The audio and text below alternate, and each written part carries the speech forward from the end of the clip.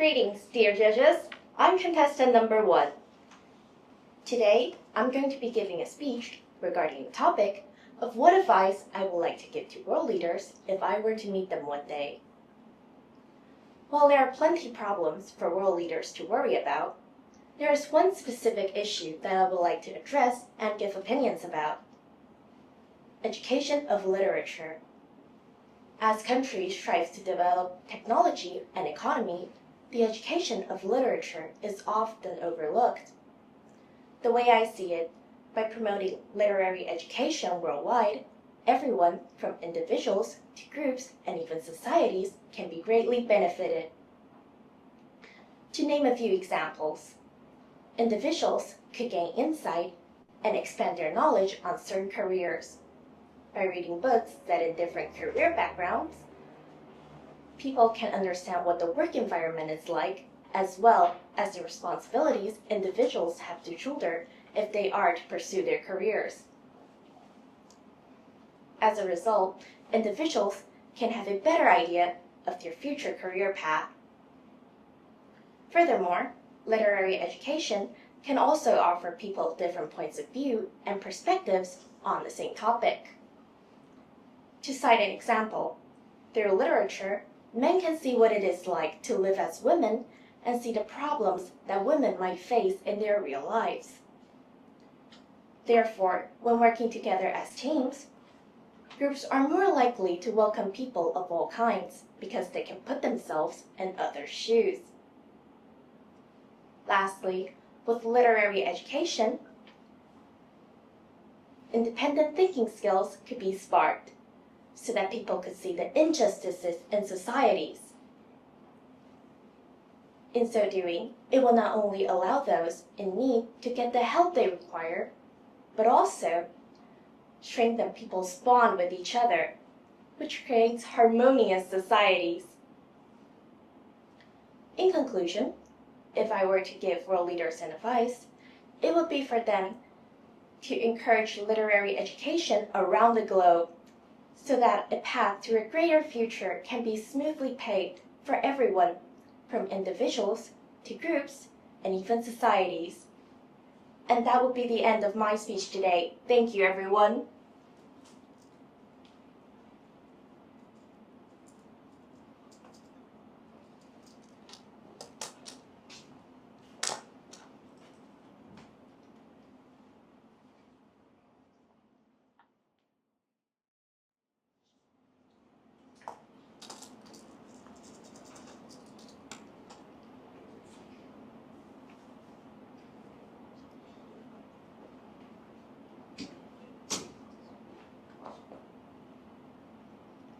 Good morning, everyone. I'm number 2. If I could speak to the world leaders, I would ask them to promise me just one thing: make the world more peaceful for everyone. One day, I turned on the news and saw heartbreaking images from the Russia-Ukraine war. Children had lost their families, and adults had lost their loved ones. People living there were in fear, not knowing if they could get enough food, water, or even a safe place to live. Seeing families being torn apart and the entire communities destroyed, I felt crushed. I felt helpless and didn't know what I could do for the people living in war zones. That was when I realized this is the responsibility leaders must take. It is up to them to act and end this suffering. So, if I could have the chance to speak to the world leaders, I would urge world leaders to join hands and take real actions to find solutions for our shared future. Together, countries can share opportunities, create jobs, and build a more stable and hopeful life for their people through stronger economic ties. As global citizens, we can learn to understand one another's cultures, values, and histories, breaking down barriers, preventing conflicts, and building lasting trust among nations. And above all, leaders must stand firm in protecting innocent lives and bringing war criminals to justice by strengthening international law. If these steps are taken, people will be safer, and societies will become places where everyone can live with dignity. As stated in Sustainable Development Goal 16, violence will decrease, people will be safer, and societies will become places where everyone can live with dignity. We can also create real international trust and cooperation. When countries respect and work together, we can face global problems like poverty, climate change, and disease. World leaders, please, no more hatred, no more wars. I believe if all the world leaders work hand in hand, we can make this dream a reality, a better, brighter, world-less future for all. Thank you for listening.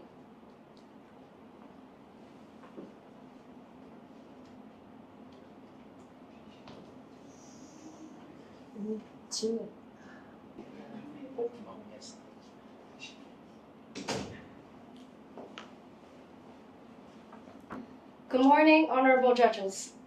If I could speak to world leaders, I would offer one heartfelt piece of advice. Teach us how to use technology wisely before it starts using us. Picture this, a classroom where students scroll through their phones during lessons, unable to focus for even a few minutes. At a friend's gathering, people spend more time posting for photos than enjoying real conversation. On social media, many compare their lives to influencers and end up feeling that they're not good enough. In today's digital age, social media and technology dominate nearly every aspect of our lives. But while it brings convenience and connection, it also brings comparison, pressure, and anxiety. This isn't just about feeling sad sometimes. This is a real crisis. We are the first generation to be totally surrounded by technology, and it's taken a huge toll. In Taiwan, the suicide rate among young people aged 15 to 24 has almost doubled over the past decade. Behind these numbers are young people struggling with loneliness, insecurity, and despair. This isn't just a national issue. This is a global crisis. In the book, The Anxious Generations, the social psychologist Jonathan Haidt points out that this wave of anxiety is closely tied to the rise of smartphones and social media. So if I could speak to world leaders, my advice would be simple but urgent. Teach us how to use technology before it takes control of us. We need national programs that build digital literacy and emotional resilience. Schools should guide students in managing screen time, protecting mental health, and using technology as a tool for creativity and growth, not as a source of comparison and stress. I also hope governments can work with tech companies to design a healthier online environment, especially for young people. Social media shouldn't make us feel smaller, weaker, or sadder. It should help us grow, share ideas, and find support. If we can find balance, we can use technology to learn, to dream, and to build a better future together. So if I can speak to world leaders, my advice would be this. Help us build a digital world that makes us not only smarter, but also happier and kinder. Thank you.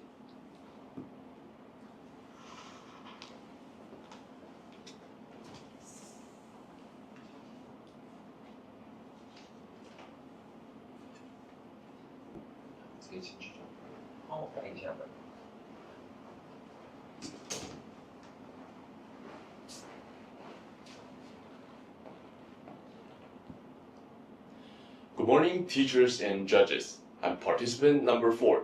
Today, I'm going to talk about if I could speak to world leaders, what advices would I give to them, and why. So, if I were to address world leaders, I would tell them the following points. First, look at the future. Don't be limited by the present. Second, don't only focus on so-called benefit, but think about what's good for humanity. I believe by following this point, the world can become a safer, fairer, and more promising place. So first, I would talk to the leaders is that look at the future. So right now, the majority of decisions that made today are only based on what can be completed in short amount of time. and get quick returns like elections, economic growth, or some other short-term achievements. But what about the world in 10, 20, or even 50 years later? Sometimes short-term objective might be short-sighted. For example, people used to burn a lot of corals in order to get faster business growth. But in result, the whole environment took many years to recover from the pollution. So I think leaders should think to our future generation. To do this, they should hear the voices from the people around the world. They have to know the decision they make today will determine the world we live tomorrow. My second point is that leaders should not only focus on benefiting at any cost. So right now, the relationship between different countries is built on the exchange of advantages. Leaders from different countries negotiate with each other in order to earn more profit for their own country. But if they can't come out with the same idea, it might lead to wars or conflicts even worse.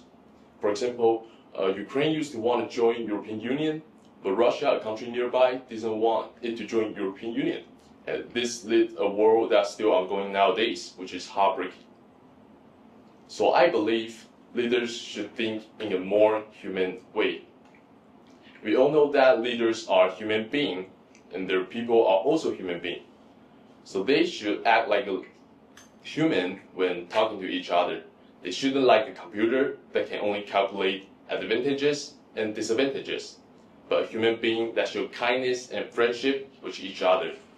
By doing this, the world can become a more peaceful place. In conclusion, I believe the world doesn't need a perfect leader that can earn most profit for the whole world. What we need is a human being that shows kindness, who have patience and act like a learner. Thank you for listening.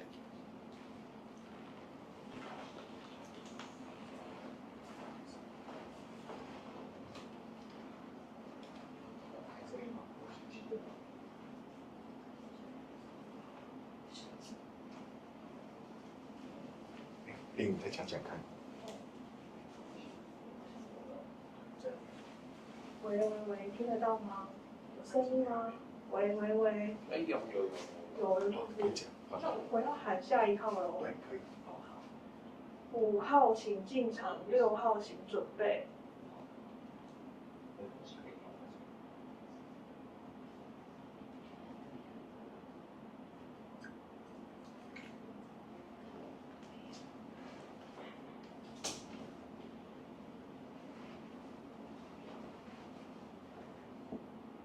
Good morning, dear judges. I'm number 5, and today I'm going to present what advice I'll give to world leaders. In our rapidly changing world, one of the most valuable resources we have is the wisdom passed down from those who came before us. This wisdom reminds us of an enduring truth. Leaders are the bridge between the past and the future. Today, I want to explore how intergenerational wisdom can profoundly enrich and elevate leadership. When we look at history, we see countless examples of leaders who shaped the world by learning from the past. Take Nelson Mandela, for instance. Mandela was influenced by Mahatma Gandhi. Gandhi's approach to nonviolent resistance and civil disobedience inspired Mandela's early activism. Over time, Mandela blended these principles into his own leadership style, helping him guide South Africa toward a peaceful transition from apartheid. Similarly, we have Winston Churchill, whose leadership during World War II was shaped by lessons of previous conflicts. He deeply respected Abraham Lincoln and drew several lessons from Lincoln's leadership.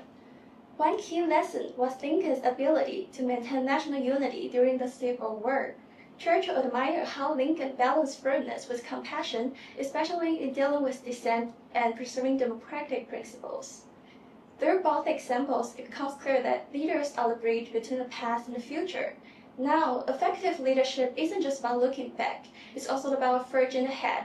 When leaders blend the timeless principles of the past with modern innovations, they create strategies that are both forward-thinking and rooted in proven wisdom.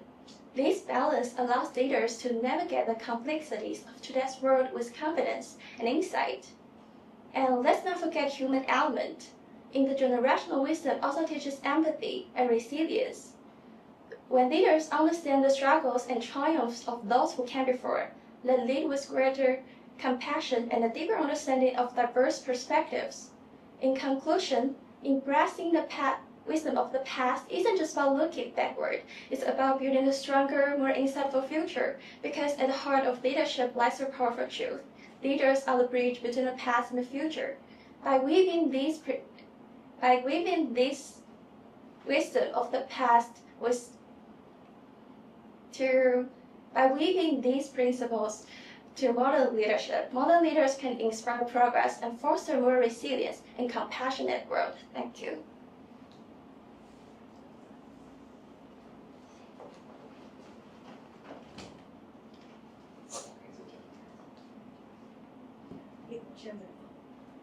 号请进场，7号请准备。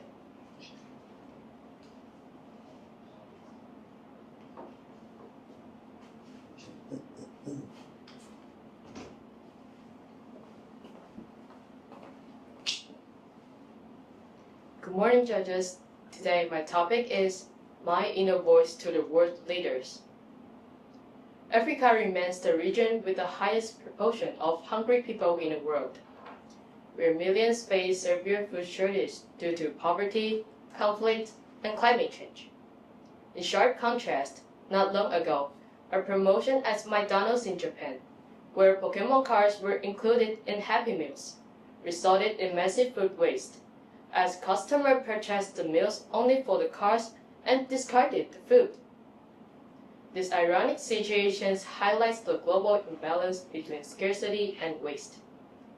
The United Nations Sustainable Development Goal 2, known as Zero Hunger, emphasized the need to end hunger, improve nutrition, and reduce food losses and waste across the supply chain. If I had the chance to speak to world leaders, I would urge them to confront this pressing issue with seriousness and cooperation. Only through collective action, policy coordination, and responsible consumption can we combat hunger and reduce unnecessary waste at the same time.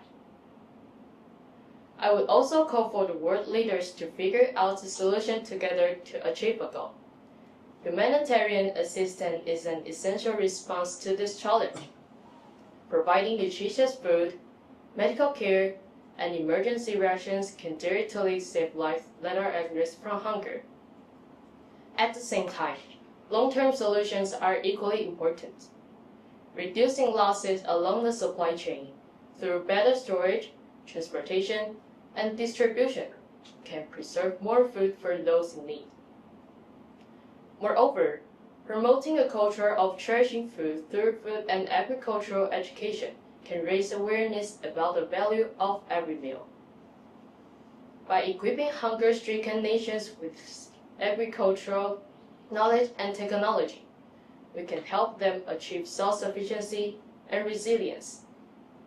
Eventually, these measures can bring the world closer to the sustainable goal of zero hunger, ensuring that no child or family suffers from a lack of food while others carelessly waste it. I hope someday my inner voice can be really heard by them. Thanks for listening.7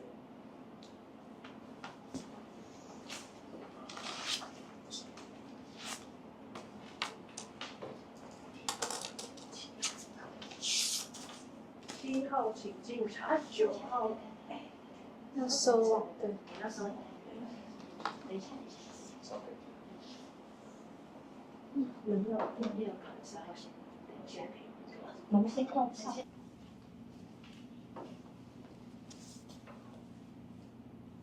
Good morning, judges. If I can speak to world leaders, I will give them 3 pieces of advice. First, please choose peace over war. Every day, the conflict between Russia and Ukraine continues to destroy lives, families, and futures. As young people, we watch this war with fear, wondering what kind of future we are going to inherit. Leaders must understand that war never truly has winners. Only broken homes, lost opportunities, and pain last for generations. My advice is simple. End the violence through dialogue, respect, and compromise because humanity cannot progress while nations are torn apart. War not only shatters the countries directly involved, it destabilizes the entire world. Prices rise, resources shrink, and trust between nations collapses. Instead of spending billions on weapons, why not invest in schools, hospitals, and peace building? True leadership is not about conquering others, but about protecting human dignity and preventing needless suffering. Second, I will urge leaders to act decisively to protect our planet. Climate change is not a dark, faraway threat. It is a crisis already unfolding before our eyes. We see floods, wildfires, and heat waves growing worse each year. Even my country, Taiwan, has been affected by typhoons that occur irregularly throughout the year. Yet many leaders still treat environmental protection as optional, or delay action for political reasons. I will remind them, there is no economy on a dead planet, and there's no future for us if nature collapses. So my advice is this: end the wars and protect our planet. True leadership should be about the courage to choose peace when it is difficult, and the wisdom to protect the earth before it is too late. If world leaders can take the advice to stop the conflicts, place humanity before politics, and act boldly to the environment, then together we can build a future not of fear, but of hope for younger generations. Thank you.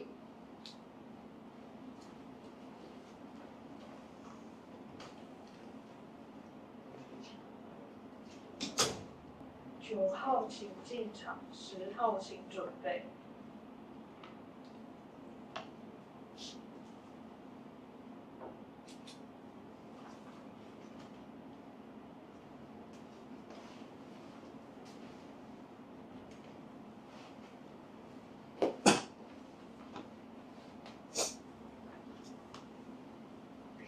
Good morning, dear judges. I'm number 9.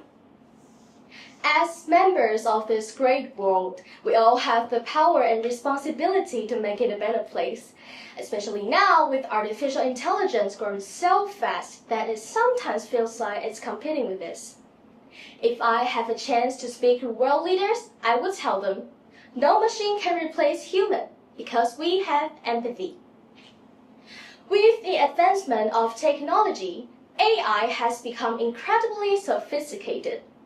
It can write codes, compose songs, draw pictures, and even create fake videos that looks real. These tasks all take less than 3 minutes. However, not everyone feels comfortable about this. Artists, writers, engineers are feared losing their jobs. Some are worried about losing their creative voices. Others are concerned about people using AI for crime. In these cases, government must take action. Listening to those affected and communicating with them is the first step to understand the real impact of AI. Policies can be made to regulate AI use and set up the official departments to handle AI-related issues. But what truly makes a difference is the ability to see beyond data and rules and to feel what others feel, which is the so-called empathy. A research from Stanford University discusses using AI in healthcare system to improve the efficiency of medical service. However, it turns out that doctors often focus on data and analysis and thus ignore patients' feeling. That leads to a problem. If technology lacks human worth, can it truly serve people well? Likewise, world leaders can make policies, sign agreements, or use data to decide what's best. But without empathy, their decisions will lack warmth and meaning.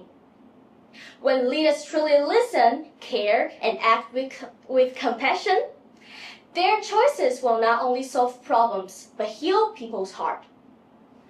All in all, technology may change the world, but empathy keeps it human. If world leaders can lead with empathy, AI will not replace us. Instead, it will reflect the best side of us. Thank you.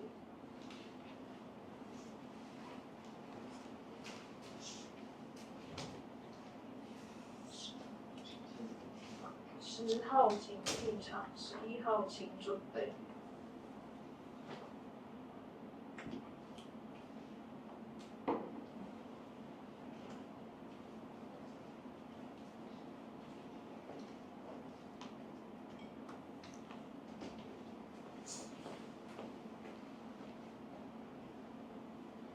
Good morning, every world leaders.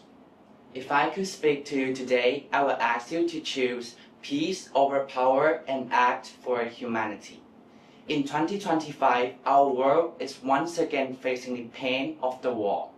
The conflict between Russia and Ukraine continues to destroy cities and families. And here in East Asia, tension in the Taiwan Strait reminds us how fragile peace can be and how precious it truly is. People here do not live in fear, but we do live with awareness. Awareness that peace is not something we can take for granted. We see how quickly misunderstanding can grow and how urgently the world needs dialogue, not division. Dear leaders, I will tell you that peace is not weakness, it's wisdom. But wisdom means more than words, it means action. Start investing in education and develop programs that teach empathy and global citizenship from a young age. So students can meet, learn, share, and understand one another.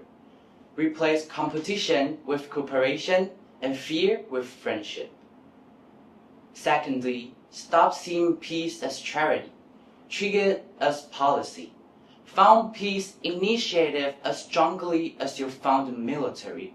Let there be more scholarship than soldiers, more books than bombs. And finally, remember, every political decision has a human face behind it.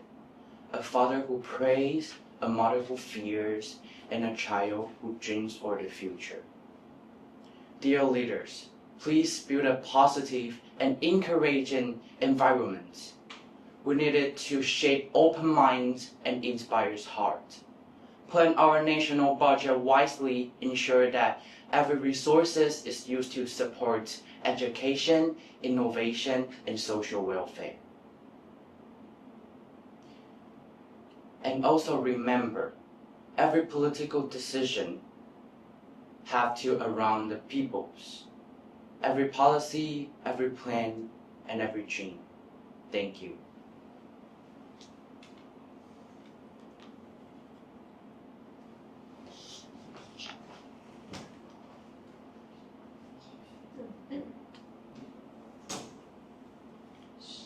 号请进场，12号请准备。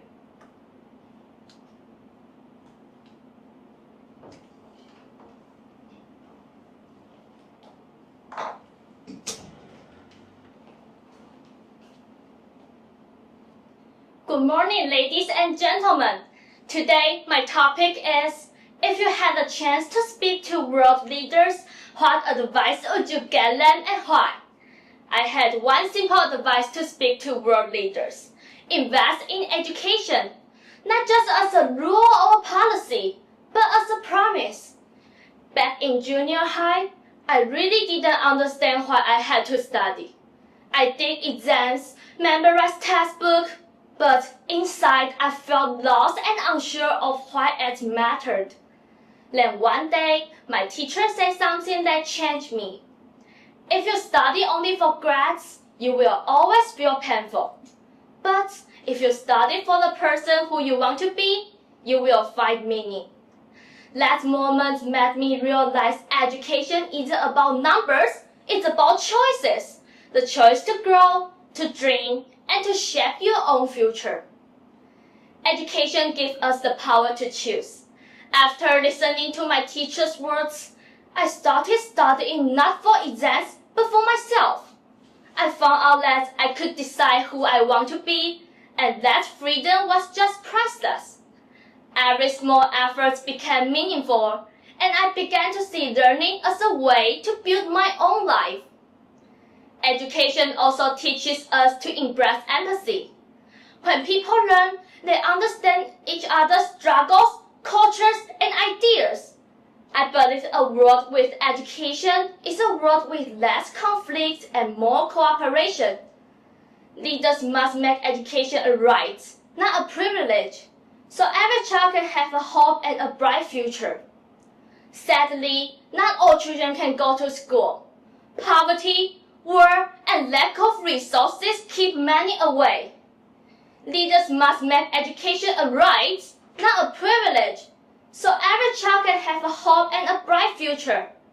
When education reaches every child, it gives them the chance to learn, to act, and to grow into responsible citizens. So world leaders, don't just build armies, build minds. Don't just build borders, build bridges.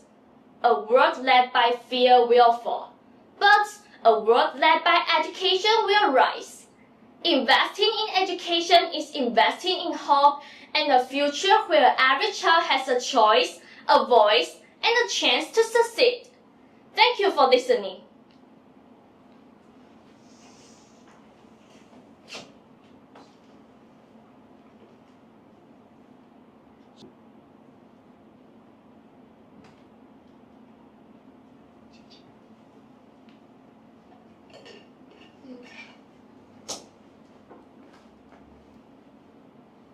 Good morning, everyone. Have you ever noticed that some of the world's biggest problems can't be seen with our eyes? This semester, one of my classmates began missing classes more often. At first, I thought she was just tired or needed some rest, but later I learned that she was struggling with anxiety, affecting her sleep, focus, and friendships. Curious about this, I found that in Taiwan, about 20% of teenagers show warning signs of mental health problems. This data is alarming. It's not a personal issue. Instead, it's happening everywhere. And that's why, if I could speak to world leaders, I would address something invisible but powerful, the global mental health crisis. To tackle the problems, world leaders should realize that strong mental health builds strong societies. So, how can we take action? We can focus on several areas: policy, education, and international cooperations. First, government should start with reviewing their national policies to ensure they support mental health and well-being. Also, they should invest in accessible counseling services and workplaces that value emotional well-being. Mental health deserves the same attention and budgets as physical health. Next, education plays a crucial role. Schools can integrate social-emotional learning into courses. By teaching students how to manage their emotions and build empathy, we can foster a healthier and more supportive learning environment. Finally, international cooperations also matters.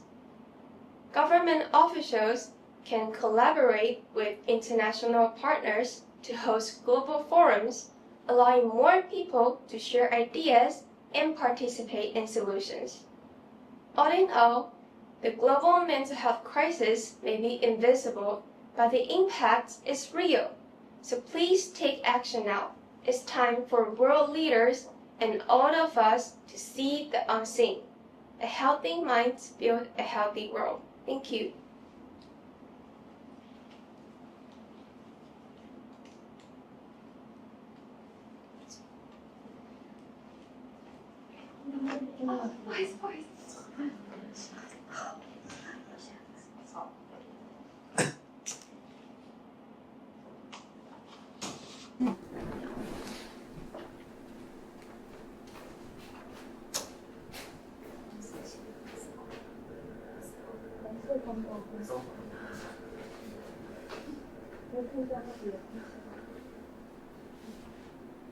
When I was in elementary school, I only knew about words from history books and movies. I thought they were parts of a distant past, something that could never touch my life. But in recent years, news about ongoing wars, military conflicts, and growing tensions between nations keep appearing on my phone screen. At first, I didn't pay much attention. I assumed those conflicts were far away and had nothing to do with me. However, everything changed last year when I watched a video interview with a teenage boy from Ukraine. His family had fled their countries because their city was bombed. He said he used to live a normal life, playing soccer, going to school, and having dinner with his parents. But overnight, everything was gone. In the video, he described how his house had been destroyed and how some of his relatives were still missing. As I watched, I felt completely shocked and silent. For the first time, I realized that war is not just about politics or borders. It is about family being torn apart, about dreams suddenly ending, and about family forced to start over from nothing. At the same time, I also began to notice trade wars and political rivalries in the news. Even though they don't destroy buildings, they still damage people's lives. Factories close, prices rise, and ordinary families suffer. Both trade wars and real wars create fear and uncertainty, especially for young people like me who are trying to imagine our future. If I could speak to world leaders, my advice will be simple. Please remember the faces behind your decisions. I understand that leaders want the best resources and the strongest position for their country. But without peace, success means nothing. Power should not be used to dominate, but to protect and support. A peaceful world cannot be shaped by one nation alone. It requires cooperation, compassion, and courage from everyone who holds authority. At the same time, as a student, I may not have political influence, but I have hope. I hope our leaders will think not only as politicians, but also as parents, neighbors, and global citizens. In the end, I may be just an ordinary person, but I believe my generation deserves a future shaped by peace, not fear. So if I could speak to world leaders, I will ask them this. When you make decisions, are you building a world where children can dream or one they must run? The answer to that question will define all of our tomorrow. Thank you for listening.14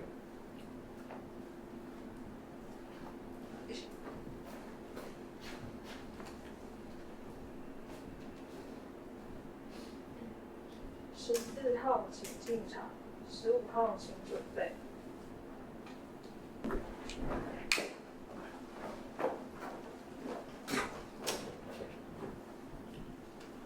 Good morning, dear judges. My number is 14. One of my dreams when I was little is to become a president. I vividly remember feeling heartbroken whenever I saw people living in poverty. Devastating wars and injustice cases happened around the world. These events deeply moved me and shaped 3 key issues, including promoting education, world peace, and social welfare, which I believe and wish to share for world leaders. The first and the fundamental issue is that many children in underdeveloped countries are still unable to attend school. One major barrier is about distance or impoverishment, where students live too far from educational institutions. Thanks to advanced technology and satellite networks, widespread online educational platforms such as Khan Academy have already provided free online courses for learners worldwide, regardless location or income. The second important issue will be promoting peace among countries. In recent years, global conflicts are getting more intensified. Armed groups such as the Houthi movement and the other active armed groups continue to pose threat to world peace and stability.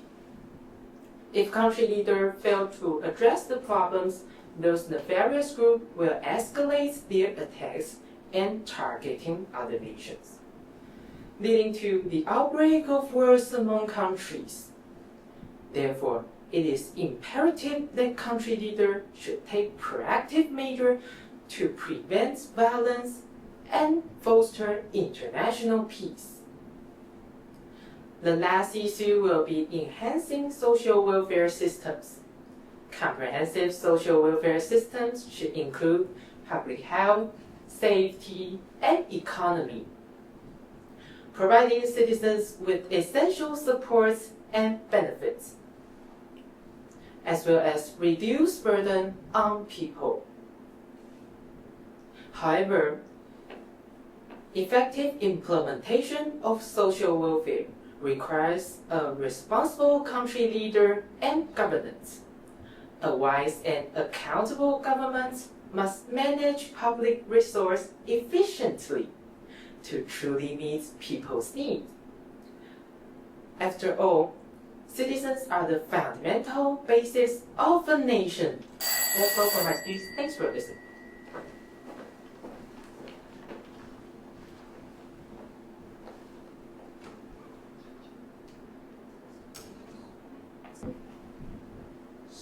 号请进场，16号请准备。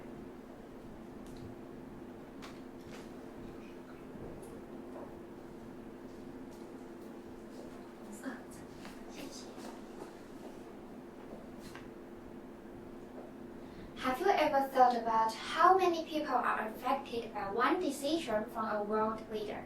I have. When I was 13, I joined a small volunteer group at my school. We painted walls in a children's home and spent the day talking with kids who had fewer opportunities than I did.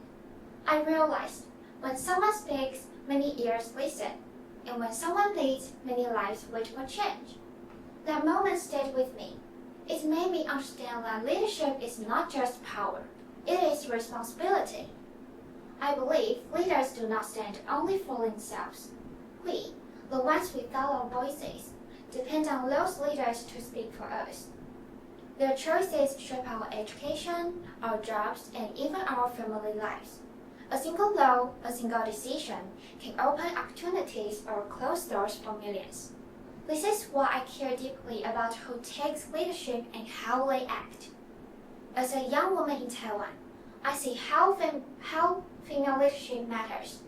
I remember my mom returned to work after my sister and I were abroad, asking for support so she wouldn't lose her job. She once told me that without flexible hours, she might have had to quit. The thought of losing her career worried her for months. I also hear stories from other women around me. Some leave their jobs after having a child, not because they want to, but because there is no real support. I see how many struggle when laws don't protect them in matters of work, childbirth, or right. When leaders support women's employment or personal choice, we all rise. Families stay stronger. Children grow up in several homes, and women do not have to disappear from the workforce simply because they become mothers. If I could speak to world leaders, I would ask them to remember the people behind every decision. The children, the workers, and every woman who dream of their future. Our lives are shaped by their choices. I will ask them to consider not only national power, but also the values of fairness, inclusion, and hope. So, if you want to change the world for the better, listen before you decide. If you want to change the world for the better, make policies that include everyone. If you want to change the world for the better, lead not for your own name, but for the many names who will live on. Thanks for listening.16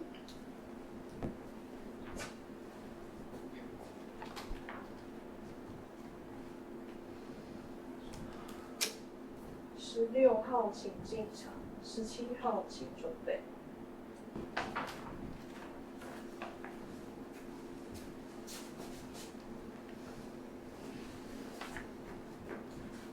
Good morning, dear judges, fellow students. I'm number 16. What do you think should be the priority when it comes to a decision making of a world leader? I would say it's the survival rights of people. People form the society. They empower the government. They are cornerstones of a nation. However, some leaders disregard the survival rights of people, launching inhuman warfare in a variety of excuses, causing severe injuries and death worldwide.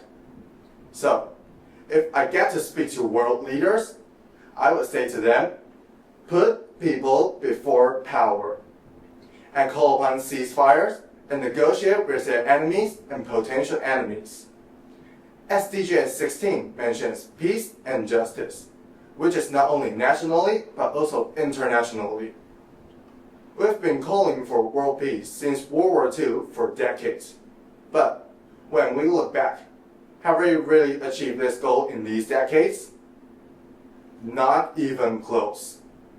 Korean War broke out in the 50s, Vietnam War spanned through the 60s to 70s, Iran-Iraq War ignited the 80s, Gulf War endangered the 90s, War on Terror torn the war apart in the 2000s, while Russian-Ukrainian War happened twice in the 10s and 20s. Global peace seems to be a fantasy and a slogan, leaving people in endless waiting and suffering. As a Taiwanese citizen, we live under the potential threats of having war with our neighboring country. Air defense drills take place year after year, reminding us that Taiwan, such a beautiful island that the Portuguese call Formosa, is not a completely safe place to live in. It's a pity that our shared opinion cannot be heard or even respected, even though we are the very first republic country in the Asia.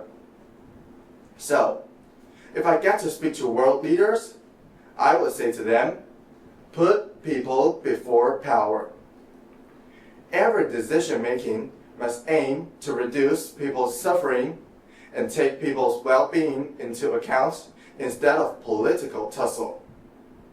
With these suggestions to the world leaders, I wish for a better world full of love and peace. Thank you for your attention.17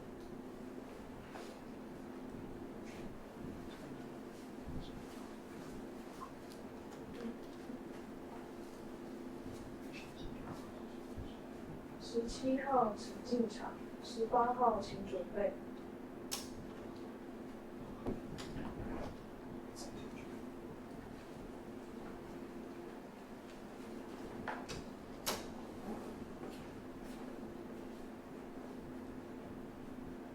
Honorable judges and fellow contestants, if I had the chance to speak to the leaders of the world, I would tell them something simple, yet often forgotten. Listen, our world is becoming more and more complex. Many decisions are made in meeting rooms, but behind every policy, behind every number, there are real people. The workers who struggles to make a living, the students who study hard for their dreams, and the family who face war, poverty, and climate change. True leadership is not about holding power. It's about hearing people's voices. I will remind world leaders, leadership is not power. Leadership is responsibility. Leadership is empathy. It takes courage to care. It takes courage to understand. And it takes courage to act for others. Power can blind us. When we only see the light of power, we might forget the shadows it casts. And that is the danger of power. It might make us lose sight of why we began. It might make us forget our purpose. So I say, remember why you choose to lead. Was it for peace, for change, or for a better world? That the original purpose should be your compass, especially when things get hard, when our world becomes noisy and complicated. As a young person, I would like to remind you, today's choices shape our tomorrow. How you lead today will shape not only our future, but also the kind of leaders we become. And we hope to live in a world with clean air, peace, and hope. Please, make choices that my generation and the next can believe in. True strength is not about control. It's about understanding. The greatest leaders are not those who speak the loudest, but those who listen the deepest. So if I had a chance to speak to the leaders of the world, I would say, listen. Listen to the quiet, listen to the ordinary, and listen to the honest. Because only by listening can we truly guide the world towards a better future. Thank you.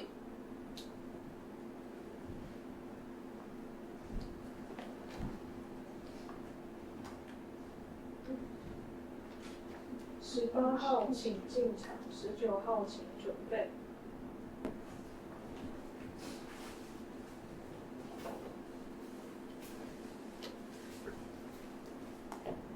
Good afternoon, dear judges. It's such an honor to be here. I'm number 18. Today, I would like to share what I would say if I have the chance to talk with a world leader. If I could speak to world leaders, my advice would be simple. Take immediate action to fight educational inequality and protect youth mental health. These two problems may seem separate, but together, let's decide whether our future generation will live with hope or despair. As a young person growing up in a world full of challenges, I've seen how education and mental health shape our future. And that's why I care deeply about these issues. First, educational inequality is widening the social gap. In many rural or underprivileged areas, students study without qualified teachers or even basic tools. Meanwhile, students in cities enjoy private tutor and modern technology. Educational inequality isn't just a number. It's the seed of poverty and crime. Second, youth mental health has been ignored for far too long. According to the WHO, about 14% of teenagers worldwide suffer from mental distress, yet most receive no help. This isn't an individual problem. It's a failure of our social and education systems. To solve the challenges, government should take two key actions.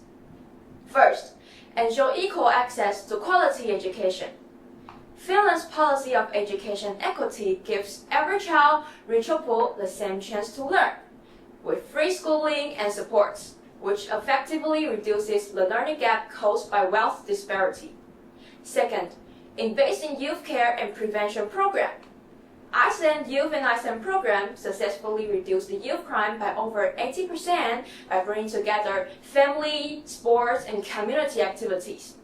This shows that when family, school, and community work as a team, prevention is far more powerful than punishment. These solutions support the UN goal for quality education for all. Education isn't just about learning. It's about justice and hope. So, my message to the world leader is this. Please, do not let any child be forgotten. When every young person can learn, hope, and love, our world will live in harmony. Only when every young child is supported can our world be truly united. That's the end of my presentation. I appreciate the time you took to listen to my speech. Thank you.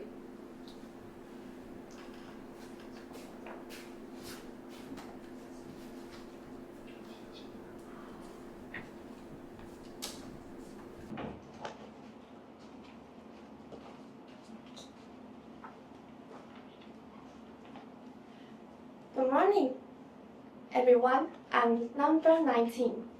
Have you ever imagined that your life, your home, your family, everything you care about could suddenly disappear overnight? It might sound dramatic, but whenever a war begins, this nightmare becomes reality for millions of people around the world. If I ever had the chance to speak to a world leader, I would give just one piece of advice. Stop the wars from beginning. Bertrand Russell, a famous British philosopher, once said, "War does not determine who is right, only who is left." Starting a war can put an entire country, or even the whole world, in danger. And in war, it is usually the innocent people who suffer the most.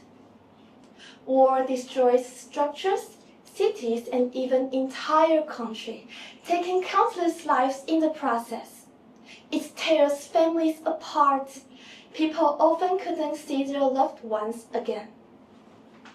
In addition, children cannot grow up in a safe environment. Family members are forced to leave each other, and communities that took years to build can break down in the blink of an eye. To make things worse, even after the fire ceases, people still live in fear and often suffer either physically or mentally. Rebuilding takes both time and money, and life is never the same. I have goosebumps while thinking of the terrible scene. This is why my advice to world leaders is to stop wars from their beginning. Imagine that we all live in a world filled with peace, happiness, and laughter. Imagine that people everywhere do not have to worry about how to survive or where their next meal will be. Imagine that all children can receive proper education and grow up in a safe and supportive environment. Imagine that families stay together, never having to be separated again. All of this shows that peace is not only the best way to solve international problems, but also the only way to truly protect the innocent. Let us choose peace rather than violence. It only takes a few simple steps to make a difference to millions of lives. Thank you for your listening. I'm contestant number 19.20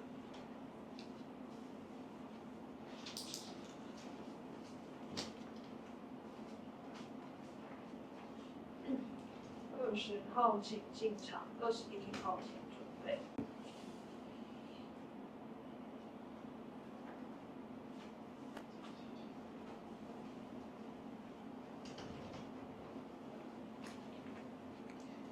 Hello everyone, I am An Shiqing. Thank you for having me. It's an honor to be here sharing with you my topic today. If I were able to speak to world leaders, what advice would I share and why? When we think of world leaders, we often think of the wisdom that they share, the words that linger long after they've been spoken. One of my favorite quotes comes from Corey Berry. In short, have those uncomfortable moments. From words like these, we learn to value our time, to embrace our differences, to have comfort in discomfort. Then I began to wonder, what if I was the one giving advice? What would I say? A few weeks ago, I went to watch Tron, Ares. In the film, it focused on artificial intelligence, but what caught my attention was something deeper. It was the portrayal of leadership, specifically how two very different leaders pursued their goals, which was both getting the code. Julian Dillinger was sought to create weapons, power that controls. Eve Kin, on the other hand, aimed to restore the ecosystem, power that heals. The second thing was their mentality. Julian was so consumed by pride. He was so obsessed with being a genius in control that it led to reckless choices that destroyed everything that he built. Kim was humble. She was calm, selfless, collaborative, and she gave credit to her late sister. She worked quietly, efficiently, and achieved what Julian could not. This made me think of my own experience. Over the summer, I joined a team that was dedicated to organizing major events, a community where every teenager can be seen and included. Though we all shared the same purpose of helping people, we still noticed that the thing that made us stronger wasn't authority, it was humility. We noticed that real progress isn't when everyone follows one voice, but when everyone's voice is heard. To me, humility is the foundation of leadership.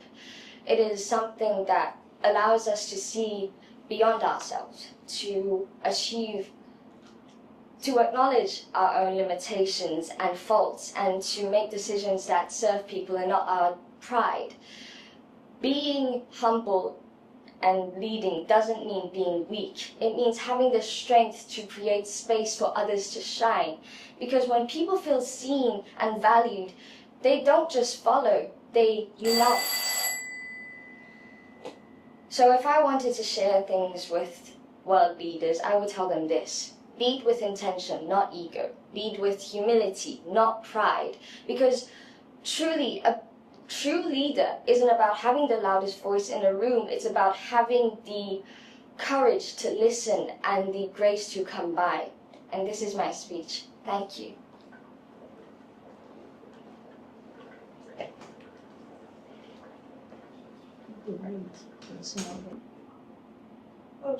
号请进场，22号请准备。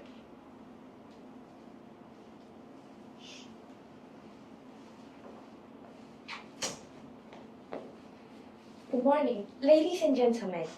Every day, we hear our world leaders speaking about progress, growth, and innovation. But sometimes, their words feel distant from the problem ordinary people face.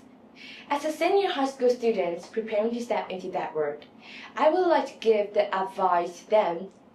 Learn to listen, care for mental health, and use technology with ethics and empathy. First, learn to listen. Real leadership is not measured by how loudly you speak, but by how deeply you hear. Currently, policies are often created in a conference room where the voices of ordinary people never reach. Imagine if world leaders listen to teachers who know what students need, or to doctors who see the cracks in healthcare. When they listen, they see problems more clearly, make wiser choices, and remind people that their voices matter.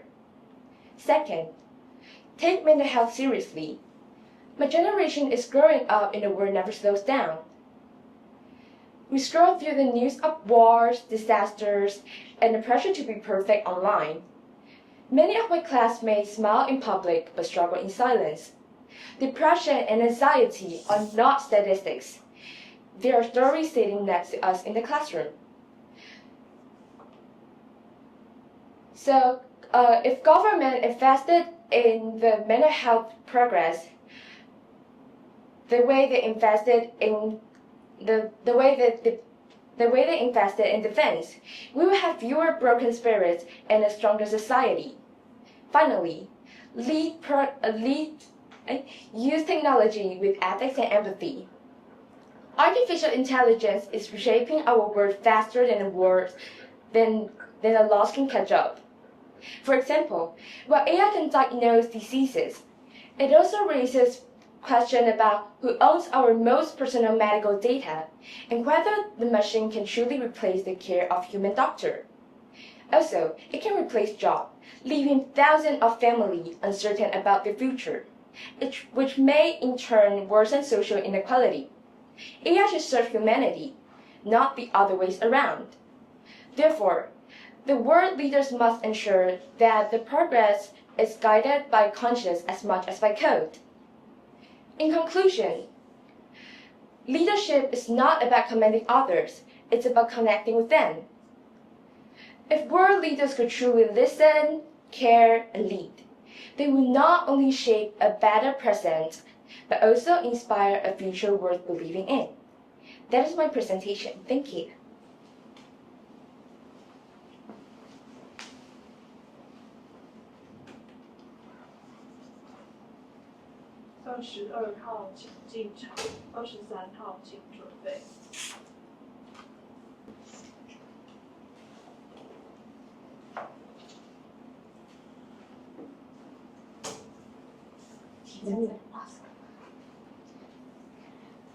Good morning, honorable judges.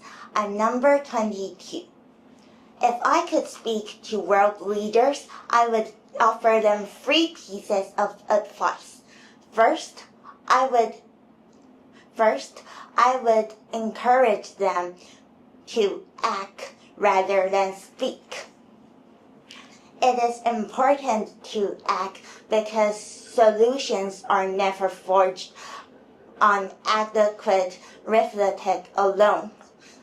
they emerge from practical, tangible efforts. Second, I would remind them what leadership truly means. Throughout history, leadership has often deteriorated into a ruthless pursuit of power rather than a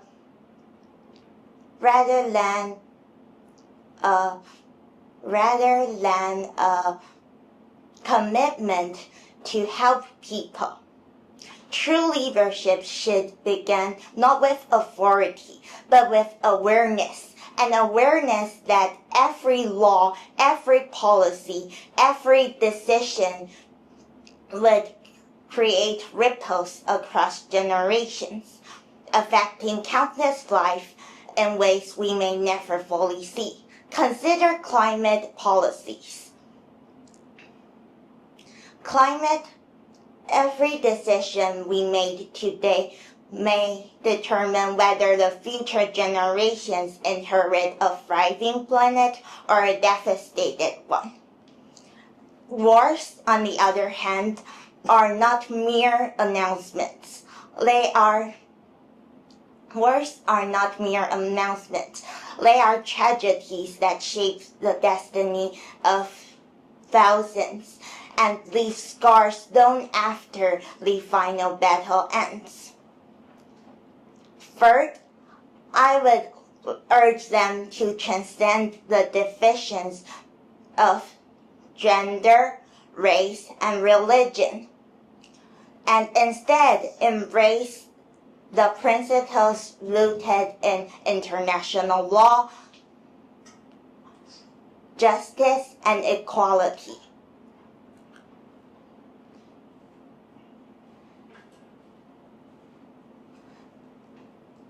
The world does not need higher walls built on prejudice, and the world does not need higher walls built on prejudice and misunderstanding. Instead, it needs stronger bridges built on. Thank you for listening.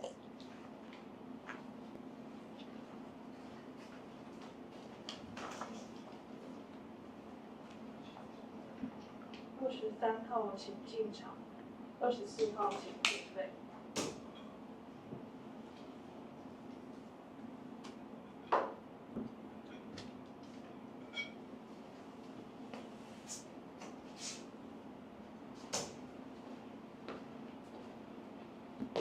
Good morning, honorable judges.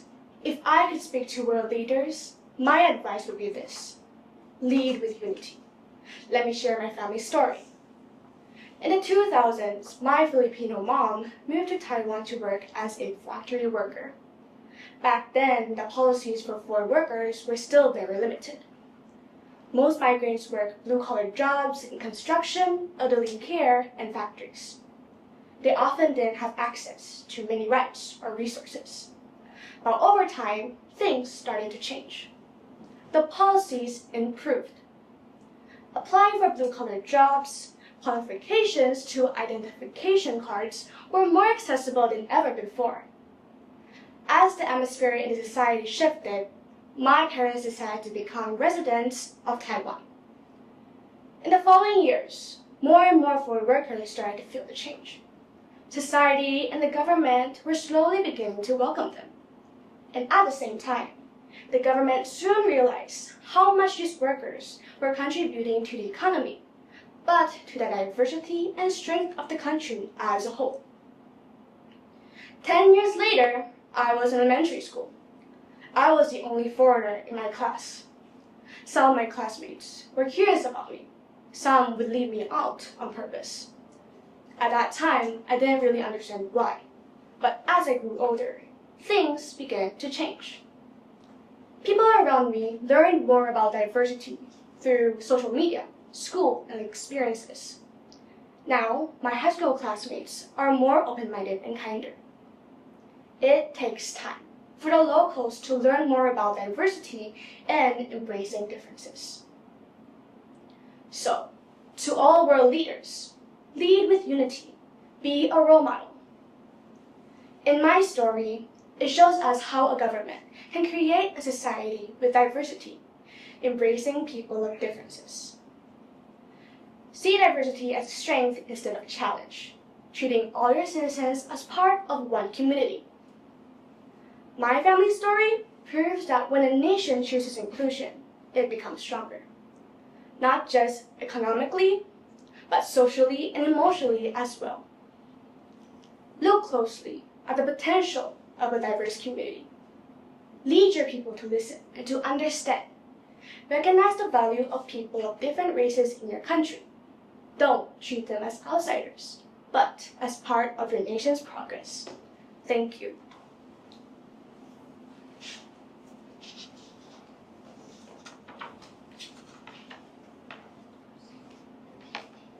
24号请进场，25号请准备。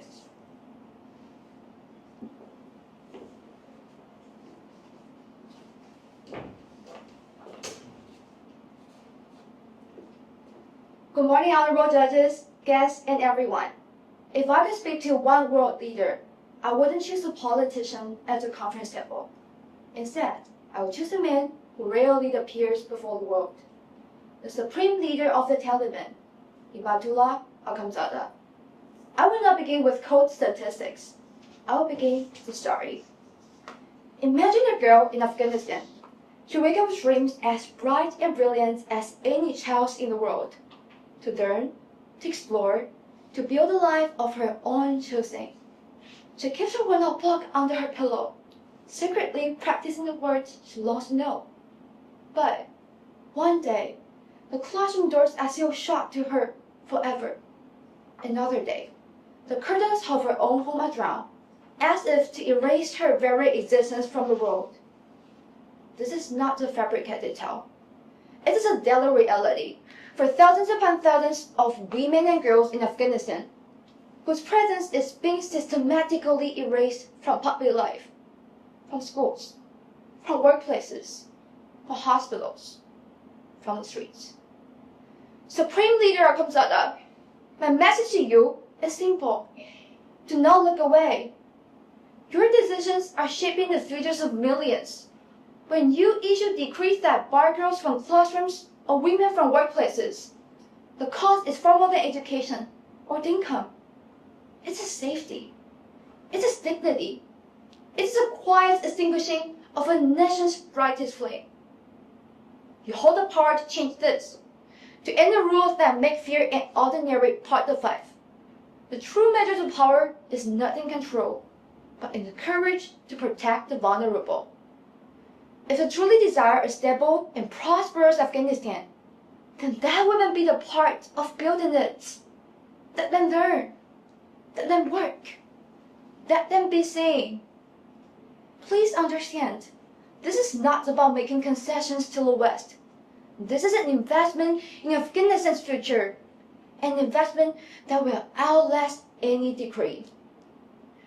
But as we write this chapter, you'll remember one thing.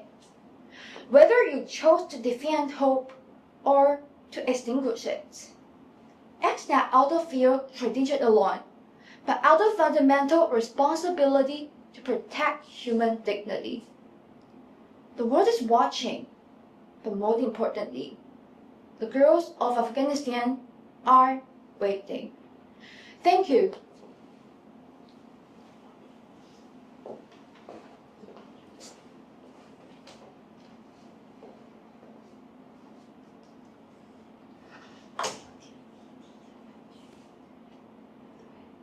表达很好，但是我觉得有一点点没有。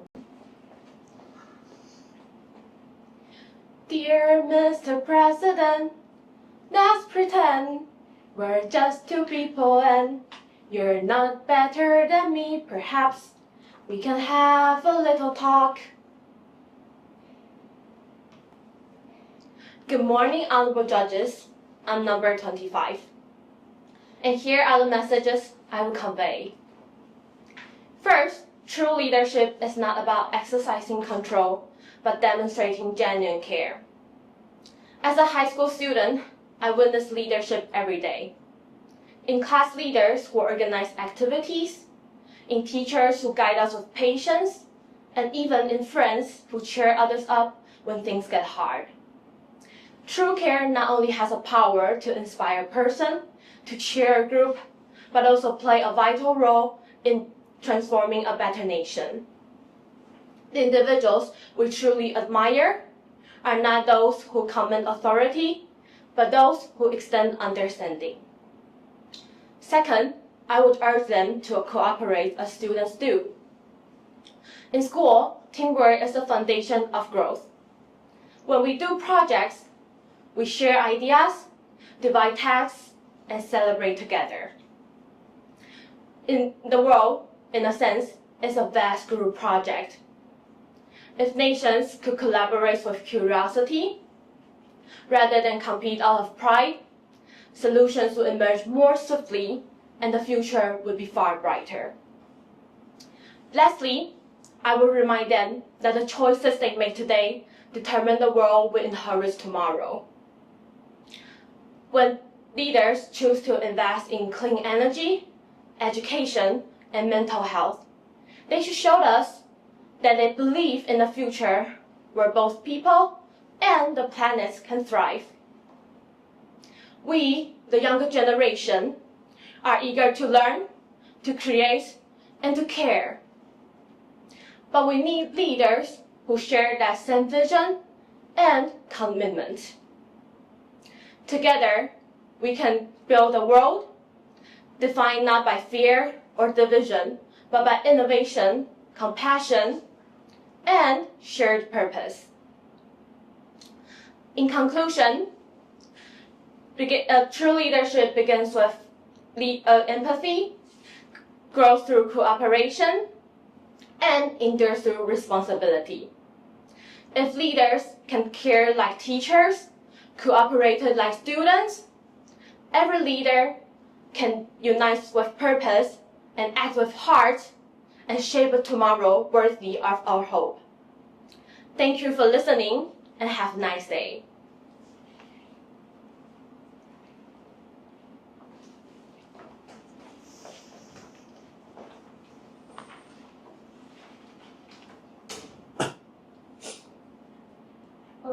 号请进场，27号请准备。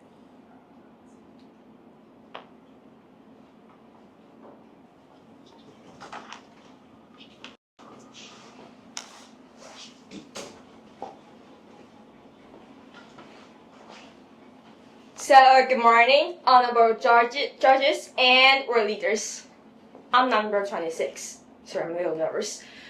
You have the power to shape our future, and I know leading a country is never easy. Every day you have to deal with things like economy, technology, and our safety. But when you think of these things, please don't forget the most important part: people. In many places, the gap between the rich and the poor is not just big. It's painful. I once saw a mother carrying her child searching for food by the garbage bin. Her hands were shaking when she picked up a half-eaten sandwich, brushed down the dust, and gently fed her child.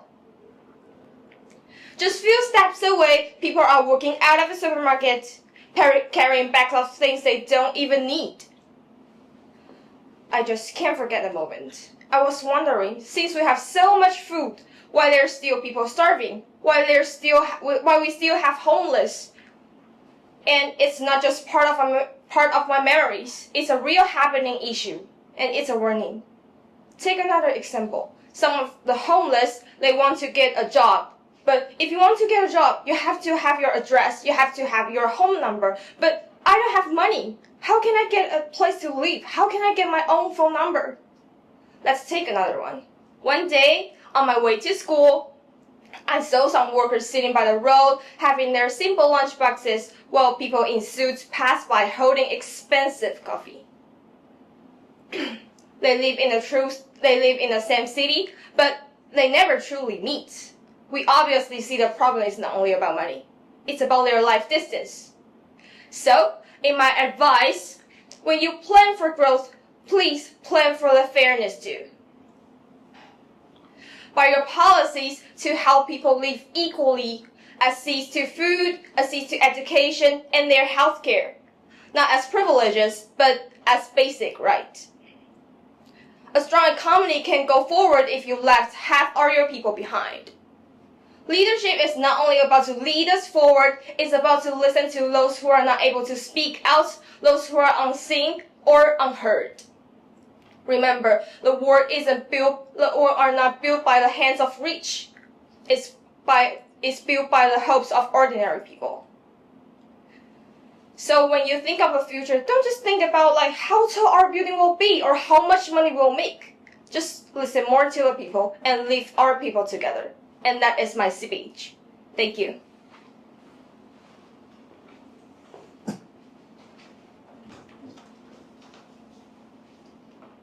27号请进场，28号请准备。Okay.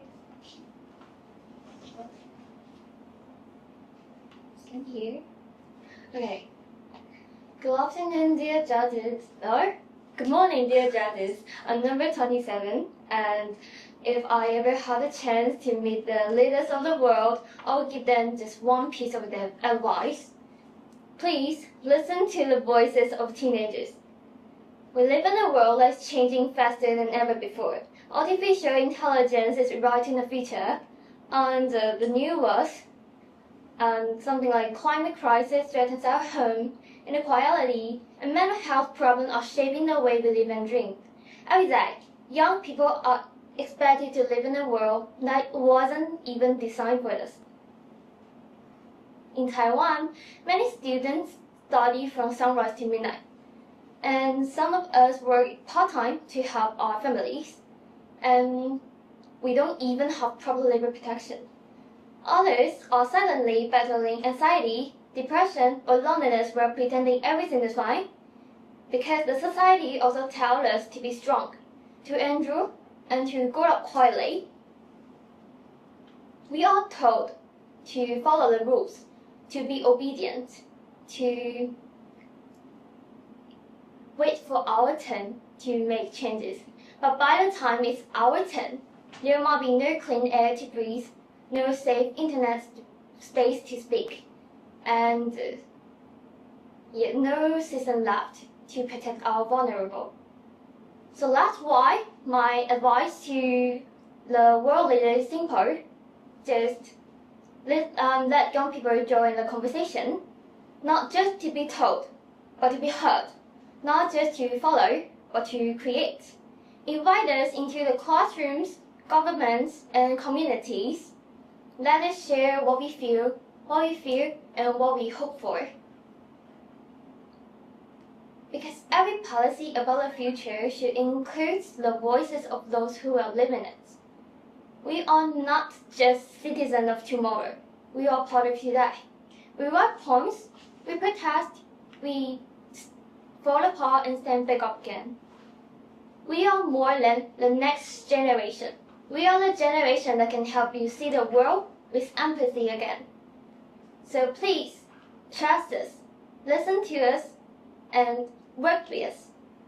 Because we are ready to build a kinder, wiser, and braver world together. Thanks for listening.28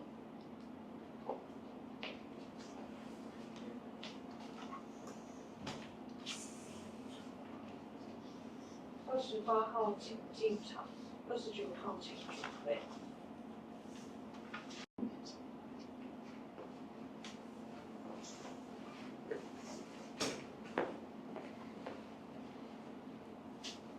Dear President of the Philippines, Ferdinand Bongbong Marcos, my name is Jacob, a current Filipino living in Taiwan.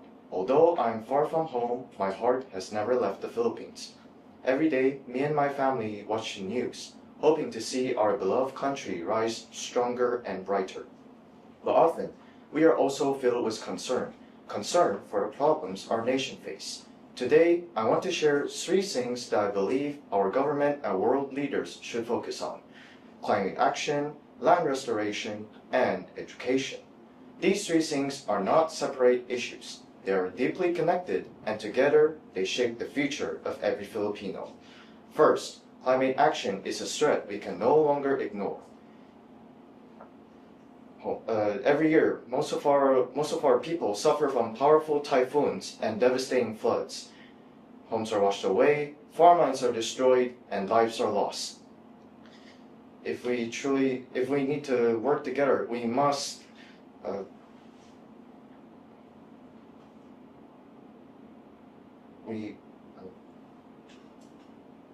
work together. So by acting, I urge our leaders to invest more in renewable energy, in disaster prevention, and in environmental protection, because protecting nature means protecting people's lives. Second, we must restore our land, the heart and soul of our country. Most of our forests are destroyed, and our rivers are polluted, but I believe it's not too late. If we could just plant more trees, clean our rivers, and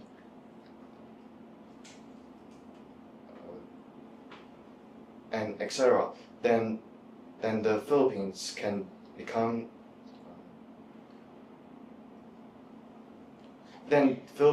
simply become a safer nation. A healthy environment not just only feed our people, but also lift them out of poverty and fill them with pride. Finally, the most powerful and important tool is education. Education is the bridge between dreams and reality. Yet many of our schools lack teachers, classrooms, and learning materials. If we truly want progress, then we must invest in quality education so that the young generation can learn how to protect the environment, solve real problems, and build a better future for the next generation.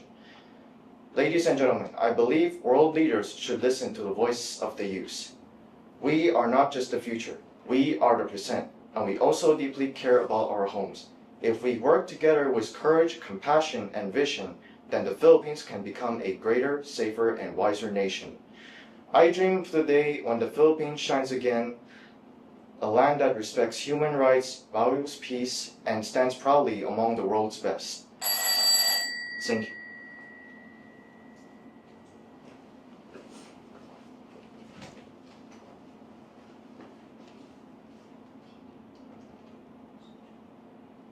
29号请进场，30号请准备。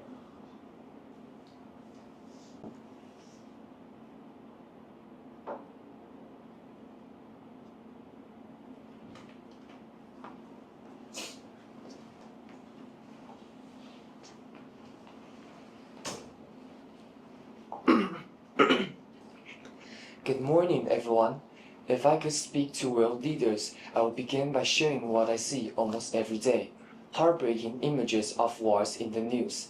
I see cities reduced to ashes, families fleeing their homes, and children crying in fear. Families are ruined and children are orphaned. These scenes are so painful that I often find it hard to sleep, wondering how such suffering can still exist in our modern world. Watching these tragedies reminds me that power and pride have blinded too many leaders, while innocent people continue to pay their price. That is why I will advise them to choose peace over war, cooperation over conflicts, and humanity over dictatorship. Imagine how different our world could be if leaders chose dialogue instead of violence, and compassion instead of conquest. Wars destroy lives, divide nations, and waste the very resources that can help solve our greatest global challenges: climate change, poverty, and disease.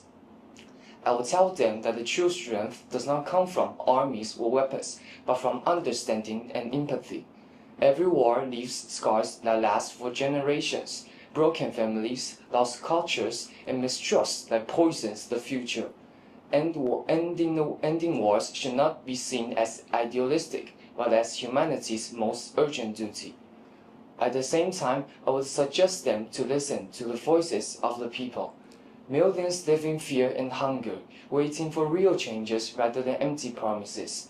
Education, healthcare, and environmental protections are what makes a nation truly strong. Leaders should put their people's well-being before their own ambition. Furthermore, I will encourage all nations to unite against global crises, such as climate change, inequality, and technological misuse. These challenges know no borders and demand cooperation, not competition. In short, my appeal would be simple but urgent. choose peace, choose cooperation, choose humanity.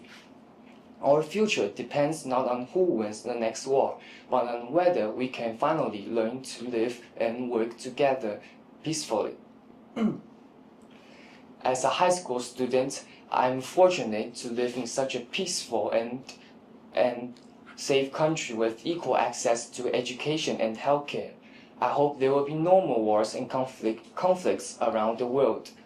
Everyone deserves to live a happy life without fear as I do.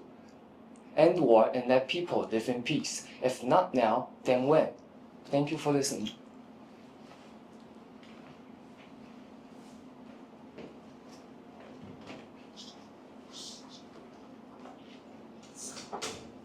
号请进场，31号请准备。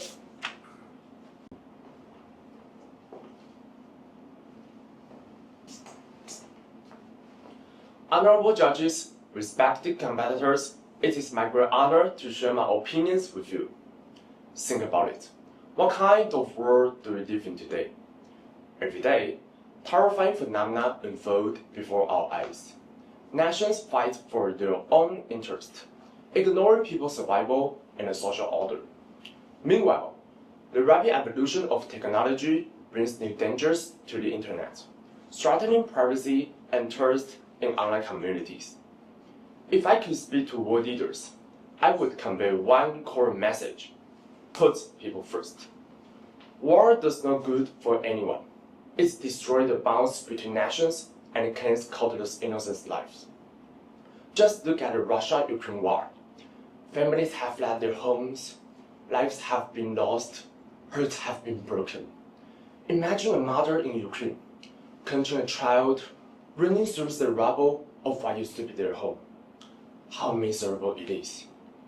I want to say to all the country leaders, seek dialogue, not domination.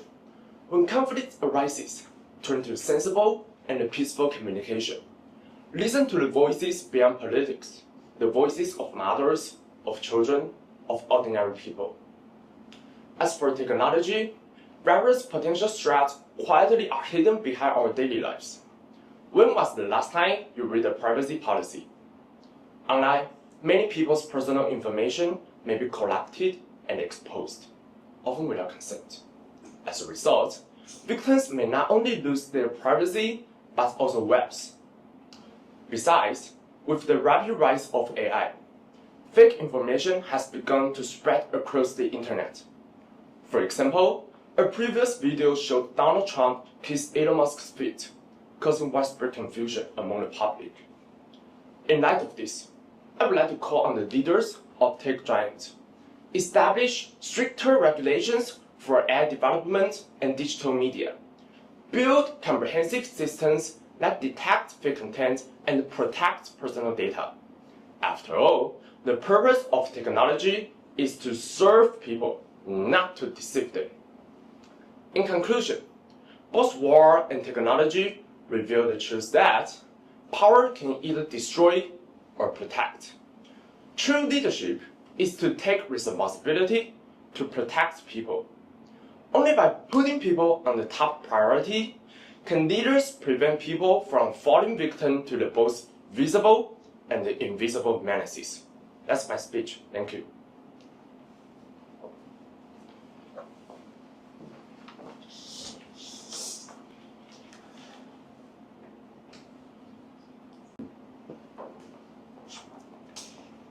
You know, sometimes when I watch the news, I wonder, do the world leader ever take a nap?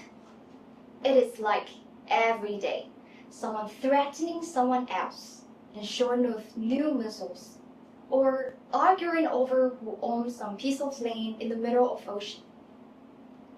So, if I could talk with them, I wouldn't say something fancy speech. No, Your Excellency, or distinguished delegates. I would just say, hey, chill out. You really want to make this worse? Because if the world ever default apart, if the war broke up everywhere, it wouldn't look heroic at all. The air smelled like smoke and fear. building will collapse. Kids are crying for parents who never come back.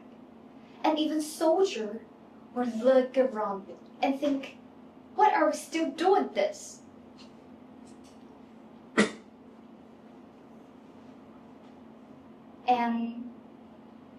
But you know what's even scarier than the war? It's a cold, heartless government who stopped caring its people. Because that's when the world really loses.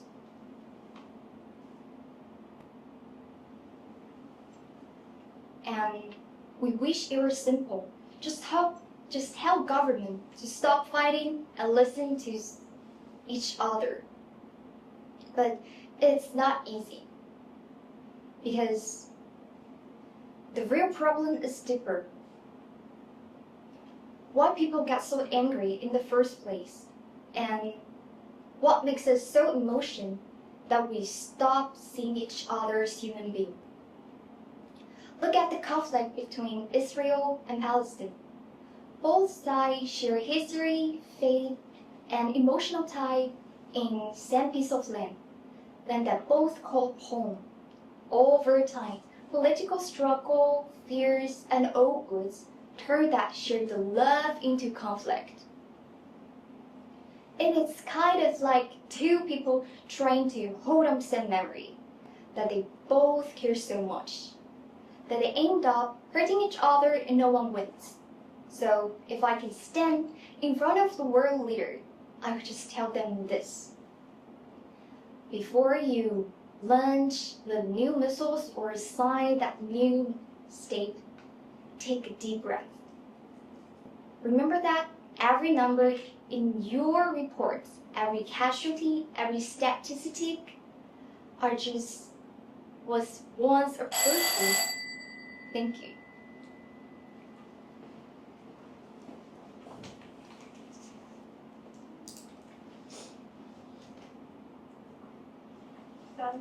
号请进场，33号请准备。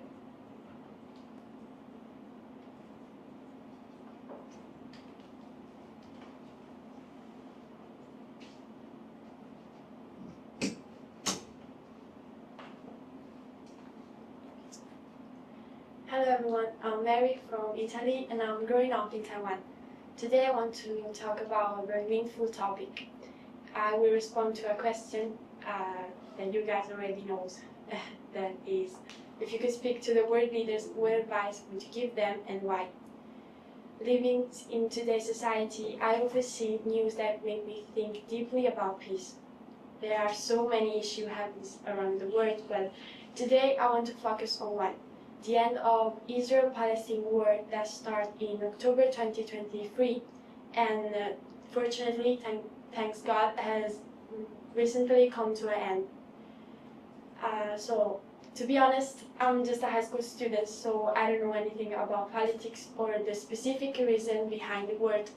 But I do know one thing. If I ever have a chance to speak up, I have to take it because we are spectators of wars all over the world, and it breaks my heart to see someone suffer, someone just like me and like you, that human beings that have lost their homes, their families, their dream, and even their future. There was a genocide happened to children, so how can something like that just happen? And sometimes the world leader made me think that the law is not equal for everyone, because not everyone is seen as equal, but that should be changed. Since we were little, we have been told that the world should fight for peace. But as I grow older, I realized that this is not always possible. So,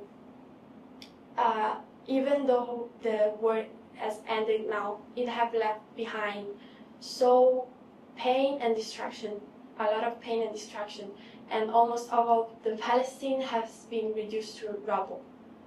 So my question is, why a solution for ending the war appear only after so many innocent lives were lost? The advice I will give to the world leaders is this: to become leaders of peace before becoming leaders of the world. That may sound like a simple advice, but it isn't. Today, more than ever, we need leaders who would use all their strength and resources to save even a single person. Now, after the war, the most important thing to do is to reconstruct the damage. So we build the houses, the schools, the hospitals, the communities that were destroyed. But even if everything can be rebuilt, nothing can bring back the lives that were lost. So may they rest in peace. And thank you for listening.33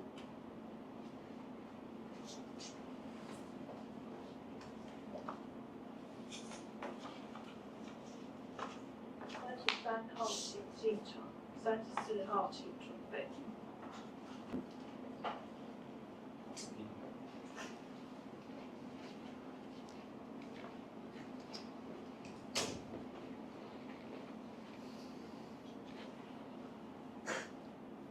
Good afternoon, judges. If I could speak to world leaders, I would start with one simple question. When did leadership become about power instead of people? In Taiwan, we face uncertainty, caught between global giants. Yet, we still shine through innovation, democracy, and resilience. We understand that strength doesn't come from size. It comes from the courage to stand for what's right, even when you stand alone. So, if I had the chance to speak to world leaders, I'll tell them this. Lead with empathy, not ego. Because world leaders today, they compete in trade, technology, and territory. But too often, they forget about civilians. They forget about the faces behind the numbers. The farmers who are dealing with climate change. The kids living in conflict zones. And most importantly, normal civilians who just want peace, stability, and a chance to dream. In Taiwan, we understand the value of peace. We live in a region where tensions can rise overnight, and where one small misunderstanding can change everything. So this is why my second piece of advice would be to choose dialogue over dominance. True strength is not in how loud you can speak, it's in how well you can listen. In Taiwan, we know that our power, our chance of making a global impact doesn't come from our size, but from how well we can do things. Lastly, my final piece of advice for world leaders would be this: to invest in the future, not just on weapons, but in wisdom. The next generation should live in a world where technology is united rather than divided, where every child should have the power to be educated, no matter their nationality. In Taiwan, we have shown the world that compassion, democracy, and innovation can coexist. We understand the value of what we're doing. So finally, if I could speak to world leaders, I wouldn't ask for their promises. I would ask for their perspectives, because the world doesn't need more powerful leaders. It needs more responsible ones. Leaders who can see beyond borders. Leaders who can think before they act. And most importantly, leaders who lead not for today's applause. Thank you for listening.34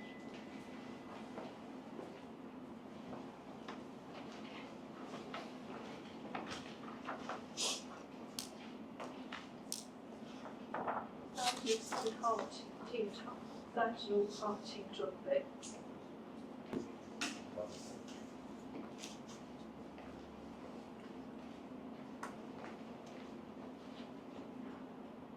Good morning, esteemed judges and fellow students. If I could speak to world leaders, my advice would be clear and urgent. Make fair food distribution a global priority. Every day, 1/3 of all food is wasted, while nearly 800 million people go to bed hungry. This isn't caused by poor harvest. It's caused by poor systems. Too much food stays where it's not needed, and too little reaches those who are desperate for it. Food connects us all. When people go hungry, children can't learn, communities lose hope, and even conflicts rise. But when food is shared fairly, we build stability, dignity, and trust. That's why fair food distribution matters. It's not just about feeding people, it's about building a safer world. To achieve this, leaders must act on 3 levels. First, improve global food systems. Invest in better transport, storage, and cooperation between countries, so food can move efficiently from surplus to shortage areas. Japan's food bank model already rescues safe, unsold food and delivers it to people in need. If the United Nations expanded this worldwide, millions could be saved. Second, support small farmers. Hunger begins in neglected farmlands. Provide fair trade prices, training, and cold storage, so crops don't rot before reaching markets. Kenya's cold storage projects have already cut food losses by half. Third, reduce waste and educate citizens. Government should stop supermarkets from destroying edible food and encourage donations instead. Schools can teach students to value every meal, because every meal saved is a life protected. Leaders, food distribution is not just an economic issue, it's a moral one. So share food fairly and hope will be shared freely. Let's make this not just a goal, but a promise to every human being. Thank you for listening.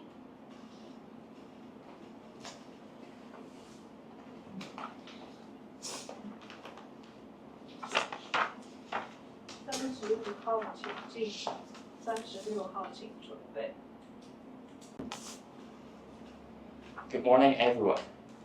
If I had the chance to speak to world leaders, I would not give a long lecture. I wouldn't raise my voice or wave my hand. I would like to ask one simple question. Before you build smarter machines, can you build wiser humans? Today, artificial intelligence can write essays, drive cars, and even give speeches. But here's the thing. While machines are become more intelligent, are we, as humans, gaining any wisdoms? Let me describe a scenario. There's a world where AI can detect lies, but people still choose to spread them. There's a world where robots can deliver food, but some families still go hungry. There's a world where machines can mimic emotions, but leaders still forgot to feel genuine one. Is this the world we desired? Please, do not misunderstand me. Technology is not the issue.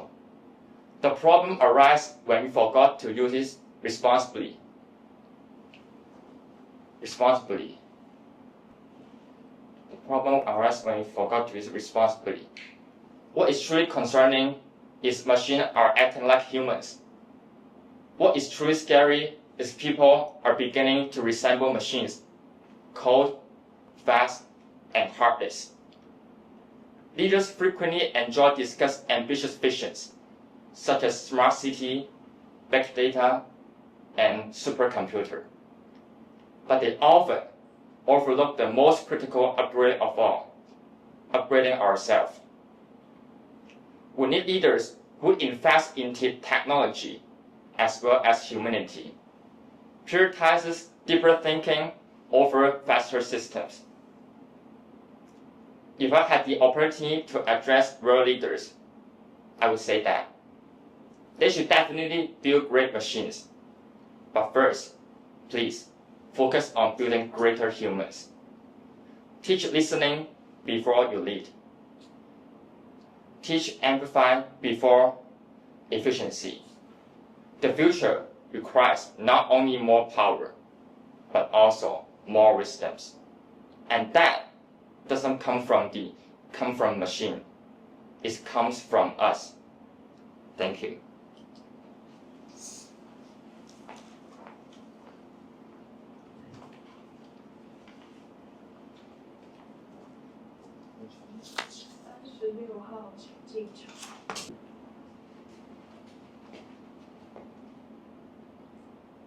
Good morning, honorable judges, ladies and gentlemen.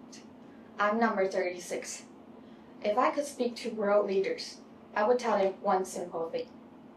Don't walk over people's dead body to reach your goal. This may sound harsh, but history shows that too often. Progress has come at the cost of humans' life, dignity, and peace. Wars are launched in the name of security. Forests are destroyed in the name of development. Workers are exploited in the name of economic growth. And in the end, we are left asking, what kind of success is built on suffering? My first reason is true leadership should protect life, not sacrifice it. Every decision a leader makes affects millions of people, their safety, their home, and their future. Power is not a right, it's a responsibility. When leaders pursue victory at any cost, they forget that every statistic represents a real human being, a father, a mother, and a child. A world leader should be remembered for saving lives, not for counting casualties. Second, when leaders ignore humanity, they destroy the very foundation of trust. People follow leaders because they believe in justice and fairness. But when leaders step over people's pain just to reach their goal, they lose moral authority. Peace cannot be built on fear. Unity cannot be built on lies. Once trust is broken, even the strongest empire will eventually fall. And finally, a goal reached through cruelty is never true success. What's the point of building a powerful nation if people within it are suffering? What's the use of economic growth if it poisons the environment and leaves the next generation with nothing but regrets? Real success means achieving progress together, not leaving others behind. World leaders should remember that every step forward should lift people up, not push them down. If they could put compassion before ambition and justice before profits, the world would be a kinder, safer place. So to every leader who holds the power to shape our future, I say this: walk with your people, not over them, because the path to true greatness is not paved with body, it's paved with empathy, courage, and respect life. Thank you.